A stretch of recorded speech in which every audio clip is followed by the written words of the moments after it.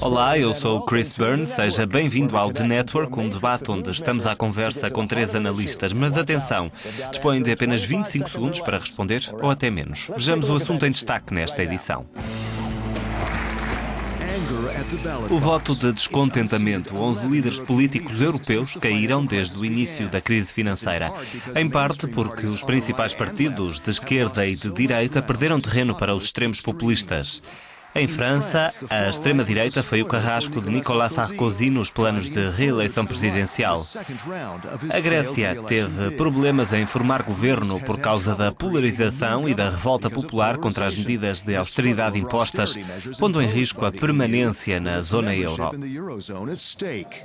A Sérvia elegeu um presidente nacionalista eurocético, avesso à independência do Kosovo. No entanto, cerca de 60% dos irlandeses votaram a favor do Pacto Fiscal Europeu, aliviando os receios daqueles que temiam o pior. De que forma é que os grandes partidos podem contrariar as tendências populistas que ganham cada vez mais adeptos? Ou será que a Europa caminha para uma política mais dividida, numa altura em que se precisa desesperadamente de consenso? Nesta edição do The Network, a partir de Atenas, temos Aristides Atsis, professor de Teoria Jurídica na Universidade de Atenas. De Paris, Philippe Moreau-Defarge, cientista político no Instituto Francês de Relações Internacionais. E a partir do Parlamento Europeu, aqui em Bruxelas, Marco Incerti, investigador e chefe de comunicações no Centro de Estudos de Políticas Europeias. Arrancamos com uma questão geral. Começamos por si, Aristides. Até que ponto os partidos populistas constituem uma ameaça na Europa por causa deste voto de protesto? Estamos a caminhar para uma Europa ingovernável? E o que poderá isso representar para o euro e para a própria Europa? Na verdade, este será um caminho bastante perigoso. Receio que seja o princípio de um declive escorregadio rumo ao autoritarismo, ao protecionismo e seguramente rumo a uma maior ineficiência económica. Filipe, o que tem a dizer? Estamos a caminhar para um declive escorregadio? Sim, temos um problema. Porquê? Porque o principal desafio da União Europeia neste momento é o desemprego juvenil. Se a União é incapaz de encontrar uma saída, está claro que muitos jovens vão votar em partidos populistas. É por isso que se trata de um verdadeiro problema. Marco, parece um pouco desanimador, não parece? Sim, de facto. É bastante difícil formar governo num país, ao mesmo tempo que a governação e a liderança são tão necessárias. Mas isto também enfraquece a confiança mútua entre os Estados-membros e os cidadãos desses Estados, que são um dos pilares sobre os quais assenta a integração europeia. E isto acontece num momento verdadeiramente crucial em que muitos dizem que precisamos de mais integração europeia, mas ao mesmo tempo muitos eleitores votam nos eurocéticos. Como convencer estes eleitores, Aristides?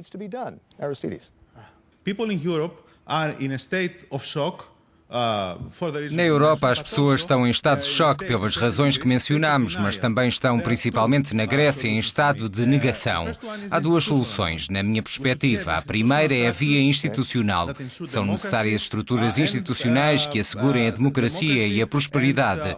Mas também precisamos de enfatizar e dar o nosso melhor à educação, a uma melhor educação.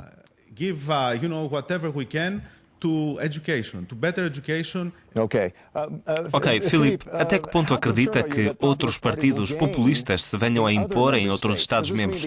Quererá isto dizer que é muito pouco provável que haja um novo tratado da União Europeia que será necessário se quiser reforçar a governação? Tem razão, é muito difícil. Provavelmente hoje precisaríamos de um Churchill, alguém capaz de convencer os cidadãos que é disto que precisamos agora. O que podemos dizer é que se destrói a União Europeia, a Europa não tem futuro. Marco, até que ponto o preocupa que os partidos populistas venham a ganhar em outros países no seio da Europa e até que ponto isso ameaça o processo de tentar encontrar uma solução para a crise financeira? Estou bastante preocupado. Não tem só a ver com a crise financeira. Fala-se de imigração na Grécia ou em França e é uma questão fraturante. Infelizmente penso que é como o dilema do ovo e da galinha. Uma das soluções seria ceder mais poder a nível europeu, mas para fazê-lo é necessário mais arrojo para dar estes passos a nível institucional e até agora os líderes não foram capazes de fazê-lo. Poderá isto significar um déficit de democracia, principalmente por parte de Bruxelas? Penso que muitas pessoas estão contra Bruxelas, principalmente os partidos populistas, criticam o facto de nos dizerem o que fazer. Como resolver este déficit de democracia, Aristides? Dois dos maiores princípios sobre os quais assenta a nossa civilização são os fundamentos democráticos e a teoria do liberalismo. Deveríamos destacar estes dois princípios da estrutura institucional europeia e os cidadãos deveriam ter uma voz mais ativa no processo democrático. Filipe, chegou o momento dos cidadãos elegerem o presidente da União Europeia? Não estou certo que devamos ter um presidente eleito pelos cidadãos. Claro que agora o trabalho se deve realizar a nível nacional.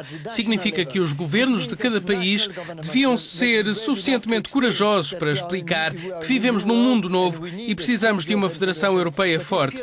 Mas isso gera uma ambivalência, principalmente em França, porque uns querem uma Europa mais forte e outros não querem ceder poder à União Europeia. Políticos nacionais, não significa isto mais do mesmo, Marco? Ou dito de outra maneira, qual é o papel do Parlamento Europeu? Alguns dizem que eles não têm poder suficiente e que o voto de protesto decide muitas eleições no Parlamento Europeu. Como tentaria reforçar o poder ao Parlamento? Penso que o Parlamento Europeu tem poderes cada vez maiores. Ao abrigo do Tratado de Lisboa tem, é verdade. Sim, mas também durante os últimos 20 anos. Se falarmos em estabelecer um sistema europeu de governação económica, o Parlamento Europeu deveria ter um papel mais importante e muito mais a dizer. Aristides, há muita frustração na Grécia por receberem ordens sobre o que fazer. Qual é a resposta?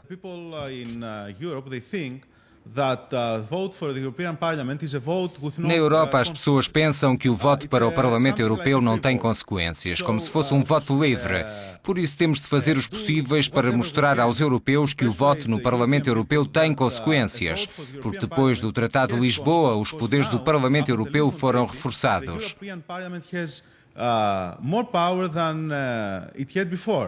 Filipe parece opor-se à ideia de reforçar o papel do Parlamento Europeu. O que pensa? Não, penso que o Parlamento Europeu deveria ter mais poder. O problema é que o Parlamento Europeu não tem os poderes essenciais dos Parlamentos Nacionais. O poder fiscal. Aumentamos muito os poderes.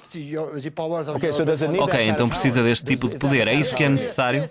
Sim, precisamos de uma representação popular, a começar pelos impostos. O sistema não é estável a nível europeu, mas a nível nacional, entre os governos nacionais. Este Parlamento não é um verdadeiro Parlamento. Tem muito poder, mas falta o principal, o poder fiscal. Ok, partimos para a última questão. Marco, que perspectiva para a União Europeia e a zona euro dentro de uma década?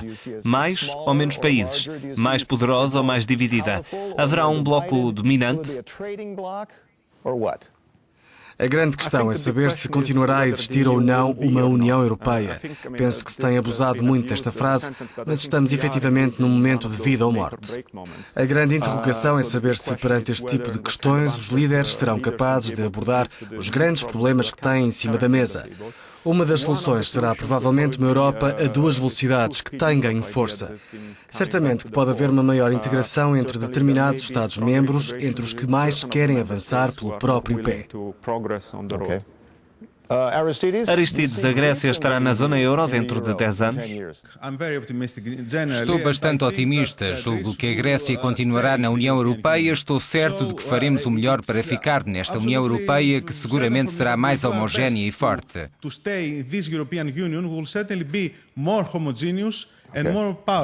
Filipe tem a última palavra. Como estará a Europa dentro de uma década? Se a União Europeia sobreviver, não será uma Europa a duas velocidades. Precisamos de uma Europa maior, mais ampla, porque o fator geográfico é fundamental e não podemos esquecê-lo. Se caminharmos para uma Europa a duas velocidades, teremos de conviver com os países que ficam de fora desta Europa forte. E um dos principais desafios será a relação entre o Norte e o Sul do Mediterrâneo. Devemos estabelecer laços sólidos entre ambos. Ficamos por aqui. Obrigado aos nossos convidados Aristides Adzis, Filipe Morro-Defarge e Marco Incerti. Temos encontro marcado na próxima edição do The Network.